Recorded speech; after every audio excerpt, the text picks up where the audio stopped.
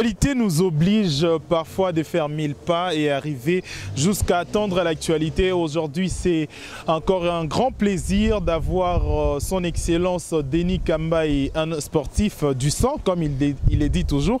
Lelo on a du web une édition spéciale parce que tu revina kana ba actualité aux ali marquant ba actualité aux ali ko briller na moment oyo aux ali bongo na Landris Makengo oya Vision TV plus tozali na Jamie azali bongo ya Congo 10 plus Jérémy Lemba ya DK Congo News et na ba site internet nyonso ba diffuseur na biso ensemble tokoyamba bongo mwana mboka Denis Kambaye bonjour. Bonjour, Bapandi Sango, les journalistes quoi, toute tendance confondue, les mamans na papa, merci beaucoup.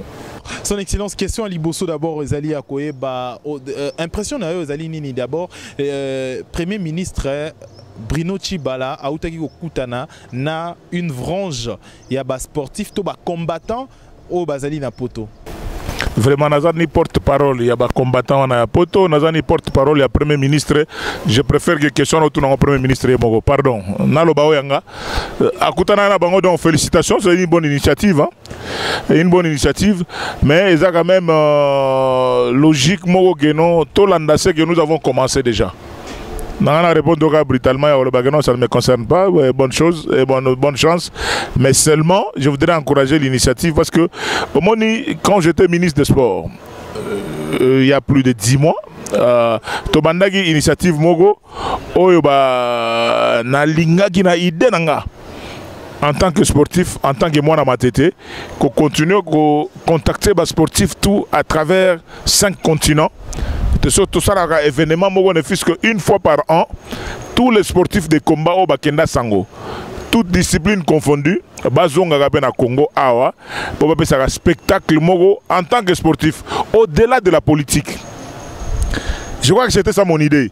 J'encourage que chaque sportif, ou à opposition à Zala, ou à combattant à Zala, ou à majorité à Zala, est libre de choisir ce qu'il veut. C'est ça la démocratie. Mais l'esprit en tant que compétiteur, et Zala que notre ennemité. Il y a politique au Rossal là, mais nous ne sommes pas des ennemis. C'est l'initiative que j'avais lancée en fin 2015, puis 2016. Il était question que l'initiative en a et continué. Mais bon, je ne suis plus ministre, mais l'idéal est que si Mananga va continuer par l'initiative pour contacter toujours les sportifs de combat. Surtout, je voudrais faire la différence entre les sportifs pratiquants. Première expérience, on a catcher essentiellement, avec un seul non-catcher qui était dans la délégation, notre frère Churamboma, que je salue en passant, mon jeune frère Churamboma, que je salue en passant. Mais l'idéal est que notre avancé pour la discipline Moussoussou. Là, on avait commencé essentiellement à Paris. Deuxième édition, tu as ajouté à Moussoussou à Bruxelles. Il était question de l'Afrique du Sud, mais les moyens n'ont pas suivi. Tu as dans le long en large, parce qu'il y a beaucoup de choses qui se racontent autour de ça.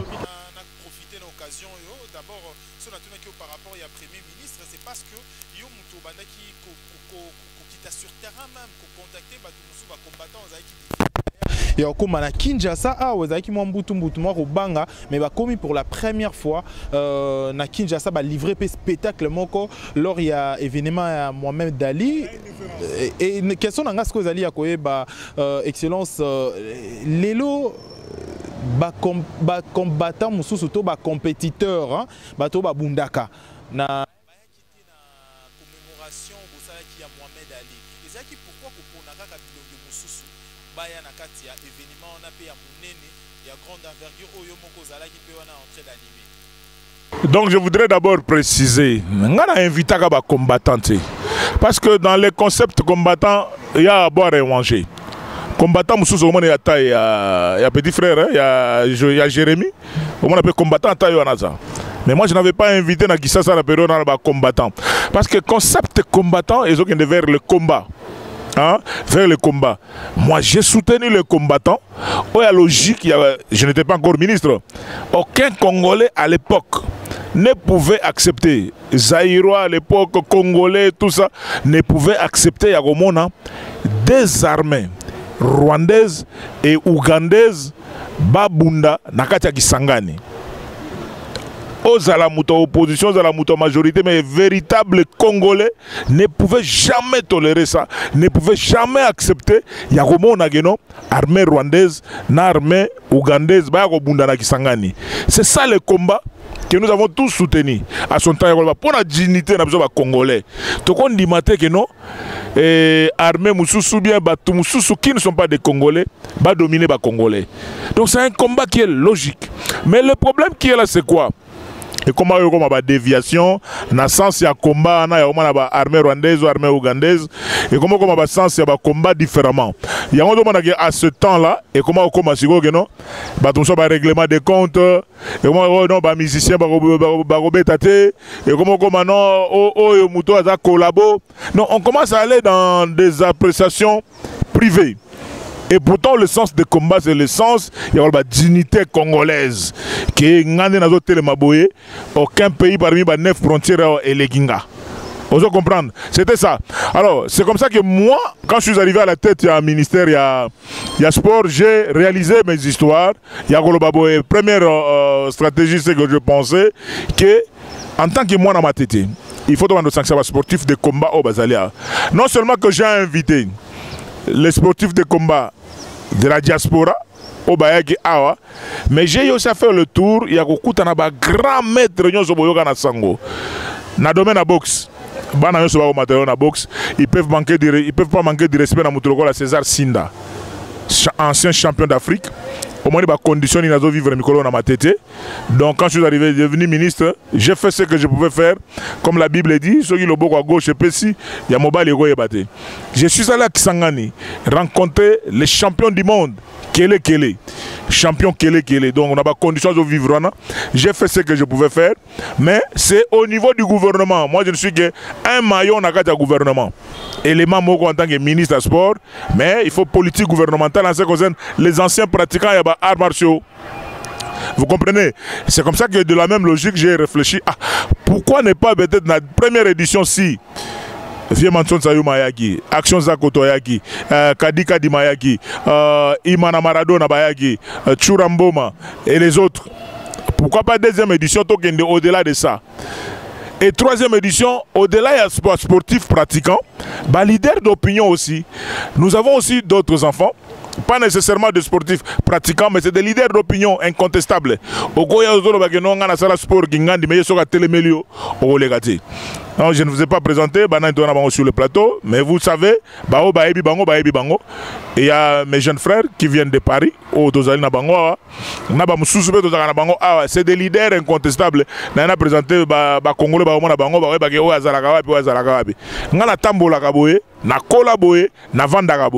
c'était l'idée que nous avons eue.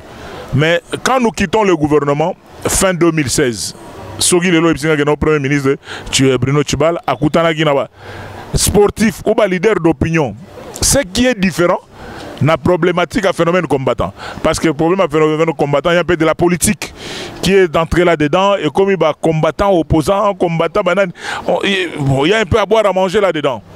Par rapport à la vision. Donc c'est pour cela que comment la société Mogo, nous croyons que Tozoloba bien. Mogo un père des enfants ou une mère des enfants na internet avant de comme finga mutu na biloko ba injure ya ba combat ba injure ya combat ba injure mogo na kisasa otokotanga ngote. Mais vous voyez qu'un père de famille azo finga biloko ndengwana na télévision et même na internet. Donc c'est des choses que nous devons déconseiller. Surtout qu'au sein de la sportif de combat, nous avons un véritable leader d'opinion de quitter la bassesse. Tout le monde a milieu, vraiment, il y a un injure. Nous devons raisonner. Pour passer question, d'abord, excellence Denis Kamba, Lelo, tant que vous allez comme parce que vous allez sportif, vous allez qui Makambo et sport. D'ailleurs, ministère, ministère et sport, vous allez tailler, on dirait, na mesure. Alors, Alors, pour na kokene na makambo o ezali d'abord ya ba combattants. Les combattants sportifs hein, bato muso bazali ba bundarama ko ba bundarama kofi parce que ezali ka otozali ko bazali ko déplorer pas bato ebele pe à ce net moment combattant sportif na combattant sportif mususu bakomi ko se livrer na asomoko to na antagonisme moko oyo elongwe na fair play à bas sportif mais comité na banzela tout simplement pour na affaire combattant. Comment vous appréciez cela? Ça me fait très mal. Ça me fait très mal. Ça me choque personnellement. Il y a Yuri na Churamboma. Oui, je dis ceci, Yuri c'est le jeune frère à Churamboma. Bangonyoso, Bana Masina, Bana Chango. Mais Yuri, c'est mon fils. Les lois attendent mon appétit au fin de internet. Est-ce que c'est le même Yuri que je connais ou c'est un autre? C'est mon fils. Pour tout le monde a une contradiction, malgré tout ce qu'il avait raconté comme pour se faire valoir, micro, a débordé. Mais souka na papa mais papa na internet. Non, c'est mon fils. Quand je dis c'est mon fils, Yuri, qui est Yuri par rapport à Denis Kambaye. Donc mais logo na pas mingi conseil Yuri. El Toro c'est un guerrier. El Toro c'est un guerrier. Ne te ramène pas trop bas. Oyo babundate lokola yo. Parce que le problème c'est quoi? L'enfant peut être posé na mutunae tranquille, c'est un boxeur, à sa la carrière nae. Mais au moins naka tipo tipo, il y a toujours l'entourage. Ah te Yuri koyo kabote, saraboy. Réfléchissez. Réfléchissez avant d'agir ou quoi que ce soit. Nagope Sabino conseil. Sincèrement, je parle avec mon cœur. El Toro, Churamboma, c'est ton grand frère. Je ne voudrais pas encore que Banda Hollande dans la télévision. Oh, t'es Tokobunda, Tokobeta, Bachela Bisoba Ring. Non, vraiment. Vous êtes un boxeur professionnel. Continuez comme ça la carrière. Choix nos politiques de la liberté. Mais ils ont la tête dans Internet, la carrière, surtout les arts martiaux, ils ont mokoussé. Et ça a été non, na 10 ans, na 15 ans, na 20 ans de carrière, on a un conflit après. Carrière, la vie continue. Et comme ce n'est pas bon. Moi je suis gêné. Parce que tous, ils ont vraiment nako senga na bakulutu o babanda masano liboso na biso tout liboso na bango tout o baza na poto ba continuer ko sala musala ya ko conscientiser bana tout ezala ba judoka ezala ba karatéka ezala ba sala ju ezala ba boxeur ezala ba catcheur qui est le plus ancien va continuer à couper sa conseil nabana. Ça ne nous honore pas. Bon, yo les canaux la télévision au fininga ou bien les guinées internet au fininga ou bien au bêta mais tant sur le coup dans la débouée au mano senga pardon. Vous comprenez? Surtout, on a évité sur Internet, on a pas Congolais. Donc, les champions, ils ont fait un intercédé. Si on a une capacité de niveau, ils ont fait un Congolais. On a côté en ligne, bon, la Nangai, si on a et après ça, ça nous avance à quoi? Et au moment où on a bilo Congo, je donne seulement un conseil, parce que dans l'andi, quand on a kala, on a le Chura. Ezala Chura, c'est un jeune frère à nous. Yuri Kalenga El Toro, c'est mon fils, c'est mon petit. Ataninga critique na kama petit, asali wa mission la ah deninga maya kina kimulu bane mebo ya za école Yuri za école. Donc il faut zonga na mulongo. Faire la différence entre les combattants entre guillemets et les sportifs de combat. Il faut vraiment qu'on arrive à mettre fin. Il faut que les mikolo bazara poto. Ça ne nous avance pas. Au contraire, il faut toujours créer courant mogo qui est sportif ou libanda et surtout quand le gouvernement va commencer à perdre les moyens parce que c'est ça le grand problème. La mise en disposition des moyens et au moins un professionnel le garçon jusqu'aujourd'hui bien qu'il y a pas la moi si française, à ce que je sache. Mais au moins, on a deux drapeaux. Drapeau à RDC, et drapeau à France. C'est-à-dire, moi, nostalgie, je suis congolais. Après tout, je suis congolais. Alors, pour être bien, il faut trouver un chamay na finyo na biso za la teke journaliste soko yeka bo che micro o bandi ofinga o che micro o bandi ofinga po ele kana internet bo benga so ibeze so ba beze non mais c'est pas bien. C'est pas bien. To changer style de communication, to kinde vers le valeur. Les solos nous ont vieux kanga la machine de guerre. On comprend. Voilà un monument. Donc Hervier a mon image à mon titre champion d'Afrique Nyamasolo donc champion d'Afrique na catch mettre ce titre ou bien mon Lokamba Sibolite l'homme masqué bon ba tebele ba bi Sibolite na masque donc kolo coup de tête à Banzete 6 balobi que chapeau ba m'a bien mais le gars et longi vraiment Lokamba Sibolite DG Logan c'est les hommes masqués donc bango bomoni babilongi na bango ka en direct de Paris ne ba otozonga ou bien Gishimanga donc o bali passe à Robingele bango to bana bibotu de bagarreur ça dit que non toko lukande kimia. Cherchons la paix. Nous ne refusons pas que bateau ça la politique, mais tout ça la politique est injure. Nous sommes la République démocratique du Congo. Ça dit que non une république très très démocratique. Donc nous sommes choix naé. Ouais ningo ça la solo majorité, à ça ouais ningo ça la opposition. Mais arriver dans la logique à injure, ko finga ba parents, ko finga na ba paix, na ba konzi, ko finga na mboka na yo, ça nous fait ridicule même spirituellement. Ça ne peut pas marcher. Voilà un peu, Raph, message essentiel, message de paix, de respect à Bamikolo. Je suis d'accord. On a un sportif de combat, tout au Télémelagi, bateau Misagi image à Kouloutroko, la grand maître Bobo Vandam. Voilà, ça c'est un monument, c'est un baobab dans le sport et Mboka Nabiso. Biso Batupamba, donc, école primaire, Togo Mata, Togo monument, on a ça sport en Mboka, maître Bobo Vandam. Donc c'est des grands frères, Nzamba Sunga, sur le plan d'état de santé, qui a récupéré Centenaire sans problème. Mais poursuivre ma justice, auteur et acte. Et je suis contre. Je sais que Kande Yaga, j'ai vu beaucoup de judoka, vidéo, non, je comprends la colère.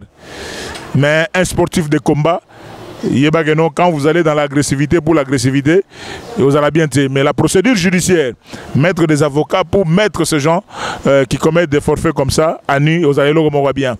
Tout le monde se protéger, se respecter.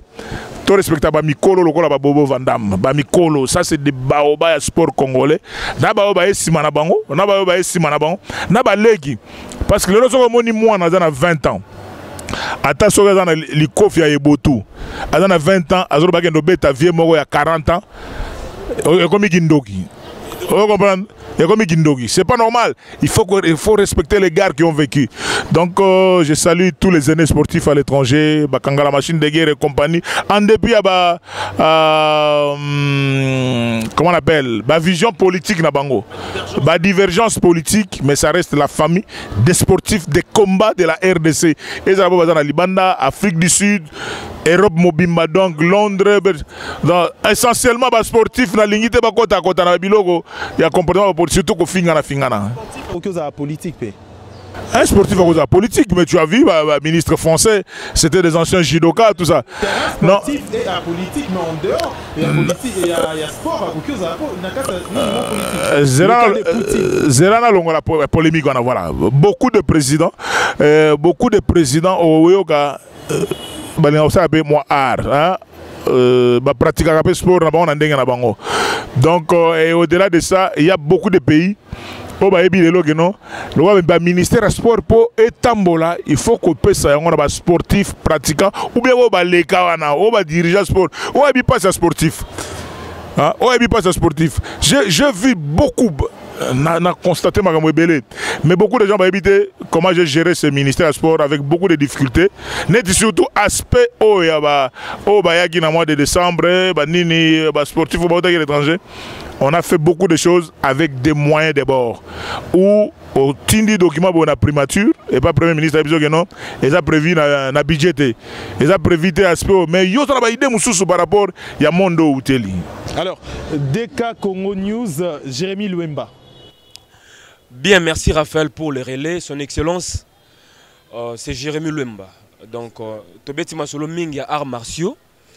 Et ça, sport, l'ingarape Mingi, discipline, l'ingarape Mingi, c'est vraiment. Tous au moins, temps, sur le paiement, mon football, parce que c'est sport roi. Nenga Olingi, donc il n'y a pas de souci. Vous voyez que tous en la course éliminatoire à la Coupe du Monde reçue 2018, RDC a sali faux pas. Dernièrement, dans le stade de Marty contre la Tunisie, vous avez mené 2-0, bah égalisé 2 buts partout. Alors, il pèse qui coule la Lamboga Mobimba. Vous savez, Nakishasa, certainement, je pense que tu as un match. Alors, point de vue, nous avons papa, il y a un match nul. Point de vue, c'est là qu'il passe. Et ça, il se passe. Mais le problème, c'est que les Congolais, Bazobo Sarageno, logique à Congo prendre Congo prendre ils ont dit comprimer contre ba mitu passi quoi Congo prendre si la gande na Denis Kambai on comprendre si ko bato batikana na logo na FC bi gagna avec Denis Kambai to Léopard fimbo na fimbo ba voisin tout fiakoli bango Congo Brazzaville Angola Zambie batutu Rwanda to fiakola batutu avec Léopard fimbo na fimbo donc ça là si ko bato comprendre que non ko gagner les anango facile.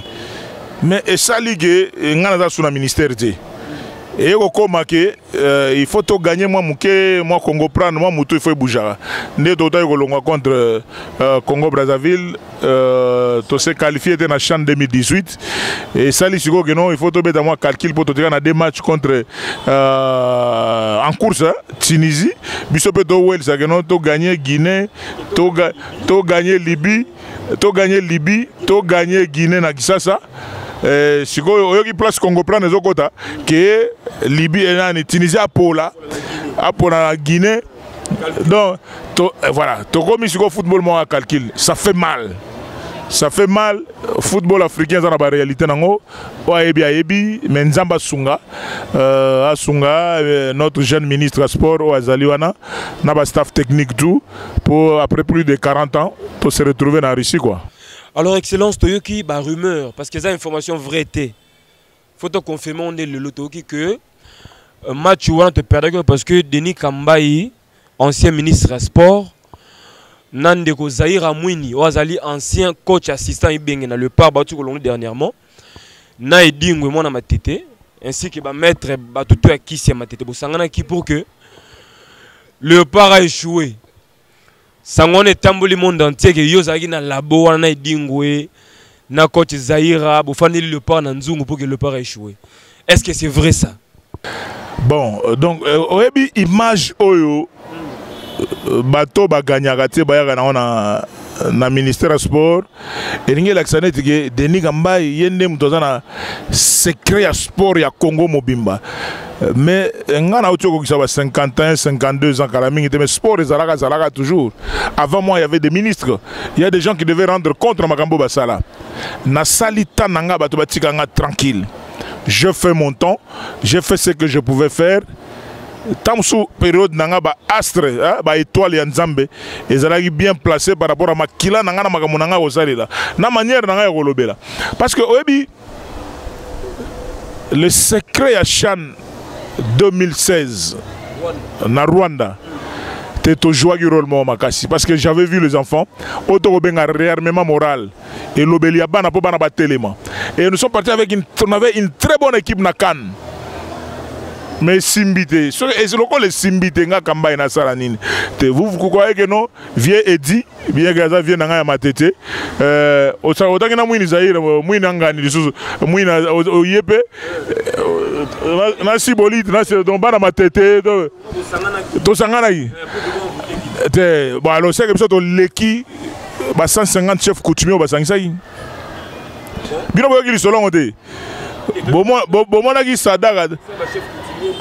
Mais boy bien adresse à gouverneur ya viandre bon no tuna pardon nga problème oyo et comment ça moi passe ya koloba boye il faut pas que ba échec ya bato ekoyela na mito bato mususu nga na longo ministère ya sport ce que je fais secret na nga na Genèse tin apocalypse bible moko ablé nazo bima ministère je suis le seul ministre o alaksaka moninga zo simana yenzela nga le big secret na nga na ta bible wili ba konga o remplacer nga mona mai baka bor yango yo pe landela yango oluka me verset nini livre nini chapitre nini mais lukaka na kata bible secret nyozo na kati na sina pesa déjà borona le reste mutomto débrouiller batika nga tranquille quoi batika vie dit tranquille batika batu tout tranquille o bokotangana Kito excellence toza moi belé avant de passer parole na ba consort na ngai oza kinois oza ancien ministre c'est vrai oza pas ancien député national donc oza molobele ba congolais ancien président pa ya ba député kinois tout de 2006 à 2011. Vous appelez leader à Grand Kassai. Président, fondateur, il y a Grand Kassai Fondation comme Asbel. Et voilà. Tout le sport, mais moi, accent moqué à politique. Au moni match nul à le part contre Tunisie. Et ça, de fait, c'était un match nul à résultat. Mais Congolais interprété qu'on a de manière ébellée. Monsieur Balobi que c'est impossible. Ça la matin dans Moka Congo, Bandé Zala Congo, to mener 2-0. N'est-ce pas, à 3-4 minutes, tout ça, le match nul. N'a pas tension, le match nul. Alors, pour certains, c'est que Mboka est en malamouté. Tant que fonctionnaire à Zolela, enseignants à mal payé, médecins à souffrir. T'es à ce qu'on point de vue en tant qu'ancien ministre. Est-ce que c'est vrai que souffrance à la population et qu'on appelle chèque dans ma sola balé? Jérémy oyebi bino bato ba émission ba internet moi songi ezalaka trop mo ba crèche donc ozo kumbelanga koto vraiment na côté loti yalobi nga na pesi rapport yanga que tokende gauche tokende droite est-ce que elle so tokenda Rwanda ezaka vraiment différent na période bon tant que premier ministre opposant pas kumbela biso bon on ne sait pas mais on a lobby tant que premier ministre opposant dozo kumbela parce que vieux Bruno Tshibala bato wangana te que vieux Bruno Tshibala yem to tangaka acte de Genval vous comprenez go yem to tangaka donc porte-parole donc gouvernement ba opposant tout o ba ko menacer na biso kudo mususu bino wa kino boyima mongo episode hotel le 19 décembre 2016 tokolo bage toko senga pona kimia pona nini na ibi ata ba 3 4 5 opposants au bana gouvernement oyo o ba pesa ba petit balar botumba ba pne botumba ada ko ba deninga mayo na bosa bango boye mais bino bokomi wana bo se retrouver vous comprenez tout na vieux Bruno Tshibala na ba opposant tout au bana ta gouvernement soki ezande nini po biso toka na tango ka pasi ka mais simbayi. Merci excellence. Alors excellence Landris Makengo Vision Plus TV to tu na kolanda o tu le ba vraiment clairement que na kokumbela na au ministère à sport ba congolais ba bosana ki mo mutu pasi c'est vrai ba bosana ki Congo prendre ba bosana ki vraiment là je confirme. Merci. Alors secret no tout le tout à l'heure ils a Bible à bleu il y a Nouveau Testament et ils aura Genèse na Apocalypse Nouveau na ancien na Nouveau Testament Bible il y a bleu boy la Sainte Bible. Alors est-ce que ministère on a fait à la gérer quand on a un sportif pour que ma solo ya sport Namboka Congo etambola lolenge ya yo etambola ki na bonne étoile wana ou est-ce qu'il faut que Rabazongi sa Denis Kambayi parce que yem penam ta maîtriser qui ministère ango Mama Vision Plus non et rotolo ba bazongi saka banane ba kozongi sana za sous ministre sport na longwa ça fait bon oyebi na mboka na biso foto ba eloko moko ba politicien bazaka na calcul na bango politique et ba tchaka batu je ne sais pas ce qui est logique que pour muto comme ministre ba ça la concours na poste wana vous comprenez au niveau comme ministre à fonction publique boza combien de candidats 5-10 candidats boya bon yo so comme ministre à fonction publique au sala nini tant voilà le meilleur produit ndako zalana pour so niveau comme ministre à sport yo au sala nini pampa ministre à finance il faut to comme peut-être un jour na ba logique wana pour au moins mutu musuzu a comme une ministre mais puis a kobandela wapité bon mutu za ministre mais signataire ba wela et donc ebina signataire ba vendre ça on dénité il faut ban ça on comprendre c'est-à-dire que babilo ka chance loko pamba il faut vraiment ici là mais nzamba sungaka ne to ke ne malembe quoi parce que biso je vous dis maman peut-être bato na biso Denis Kamba neta parachuté comme ministre non. Ça fait plus de 10 ou 15 ans, 10 ans, nous avons conseiller dans le ministère. Nous avons conseiller juridique dans la fonction publique. Il y a grand ministre, un des 13 parlementaires. Pour que vous ayez l'IDP, côté IDP, c'est Bandela qui va te bien monter. Nous avons neveu Paul Capita, membre fondateur, il y a IDPS, 13 parlementaires. Oyo, azaki ministre de la fonction publique, nga conseiller juridique n'est petit, conseiller juridique, dans la fonction publique, il y a comité d'organisation, il y a forum, on a syndicaliste. Au moins, il y a une idée, on a kumbela l'université de Kinshasa, on a saïla yon. Nazaki conseiller juridique dans le ministère du travail. Nazaki conseiller juridique dans vieille ingele photo, dans le ministère des Affaires sociales. Nazaki conseiller juridique dans le ministère de mine. C'est-à-dire, moi, expérience c'est Zali.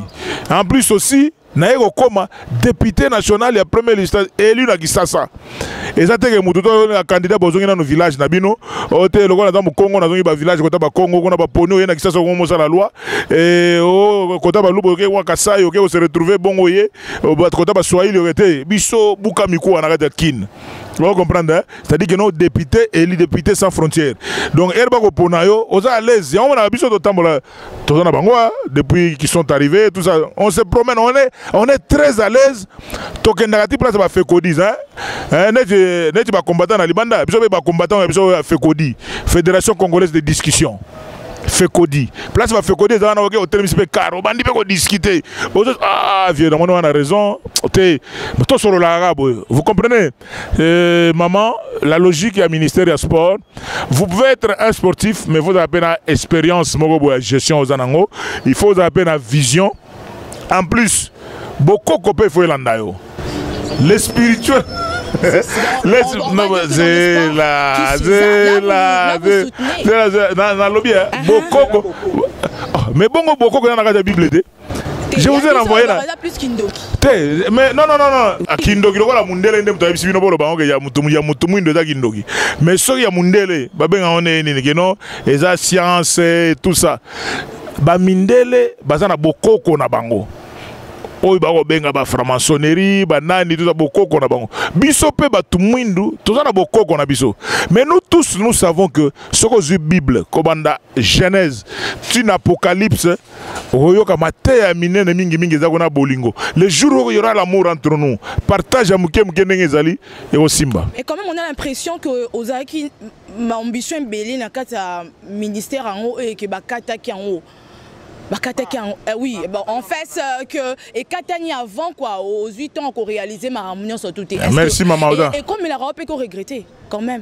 Et là qu'on a regretté que Mikolo nyo sona goloba, na regretté que tous on a sala kote comme ermo mutuma kasho zole kota victoire ata kota kanlu ko kisino va vitre pour au moins peuple excellence champion.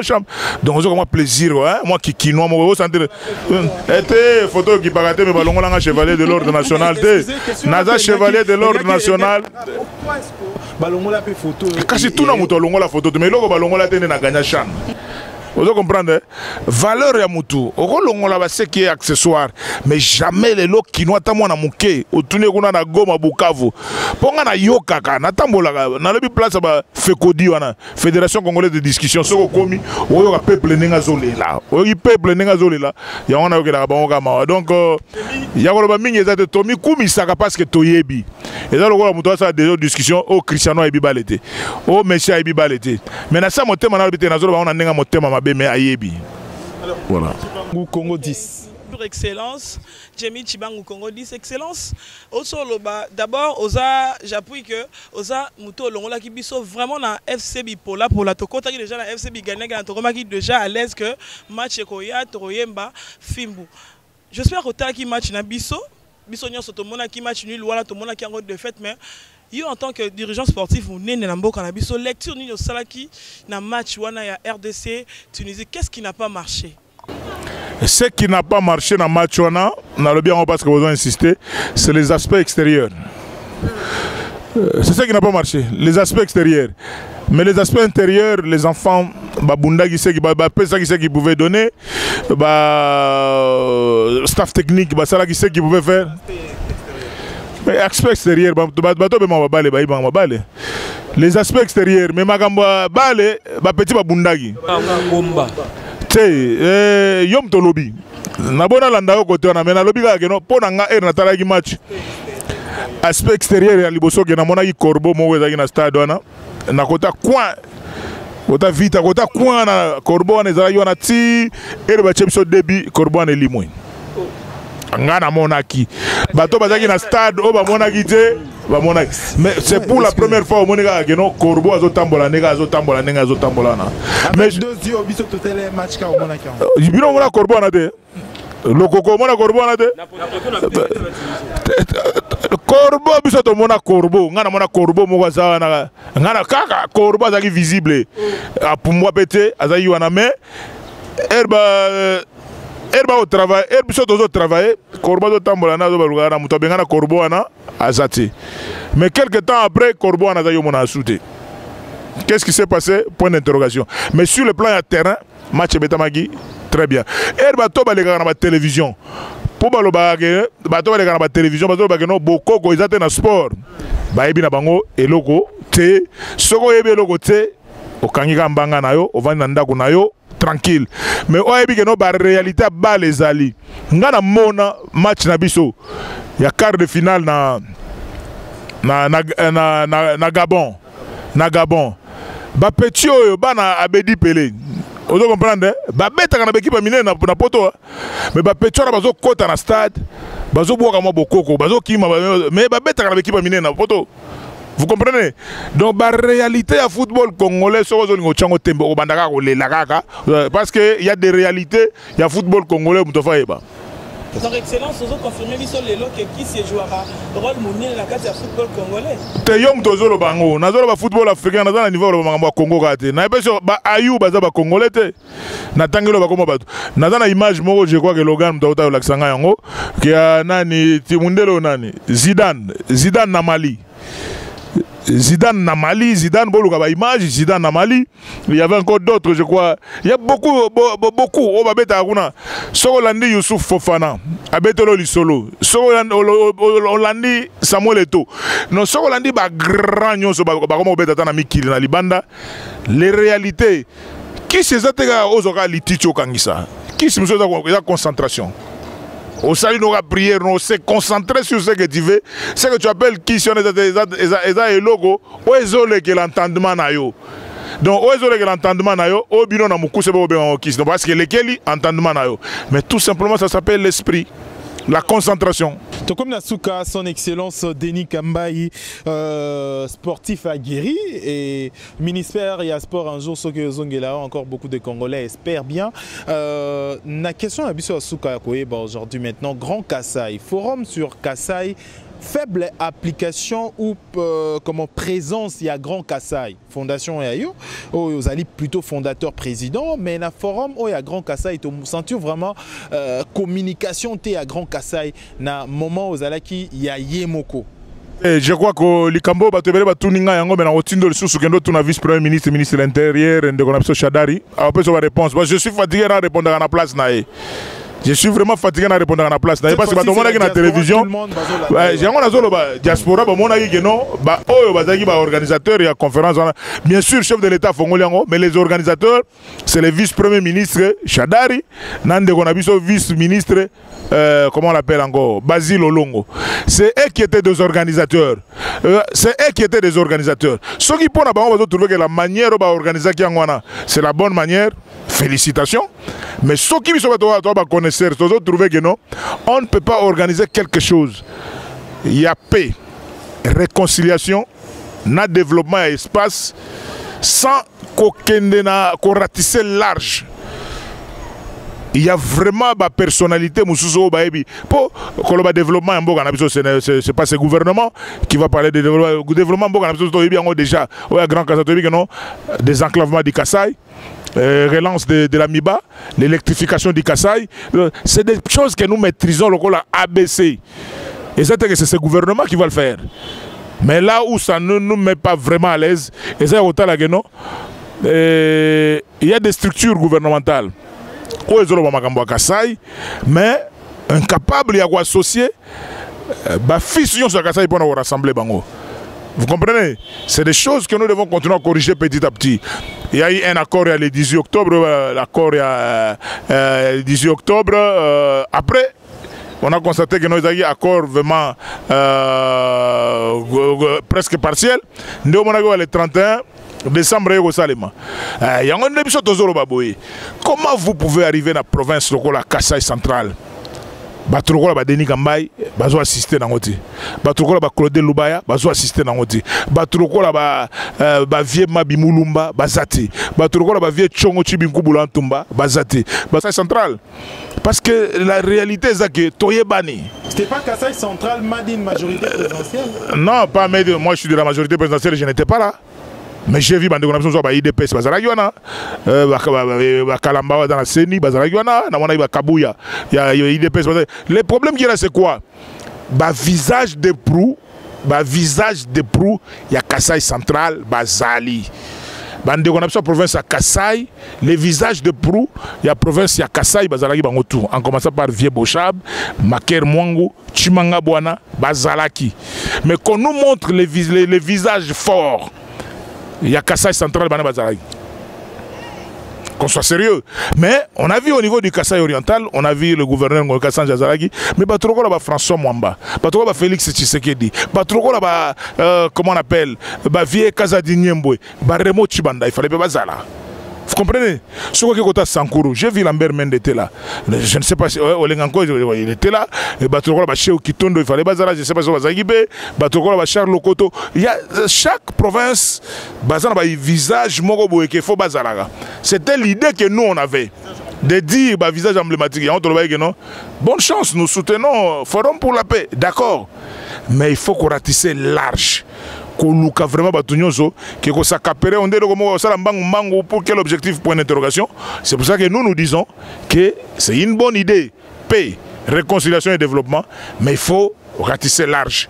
On ne peut pas trouver la paix, la réconciliation, le développement sans associer tout le monde comme un groupe à Batou. C'est seulement pro-majorité. Non, il y avait des opposants là-bas, presque beaucoup de députés au Kasaï central, il y a IDPS. Merci, son excellence Denis Kambayi.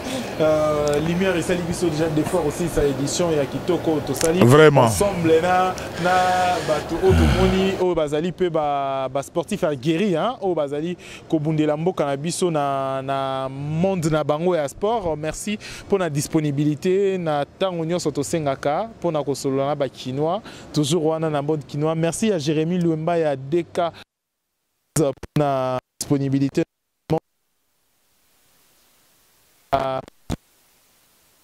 À CongoFrance.com, je suis Didi Dipumba. Merci na Yepe pour nous relayer. Landris Makengo Oya Vision Plus TV. Batonio so bakolanda biso. Merci na son excellence Denis Kambayi pour na kofungola ba congolais nyoso balandi biso bande kona biso équipe technique.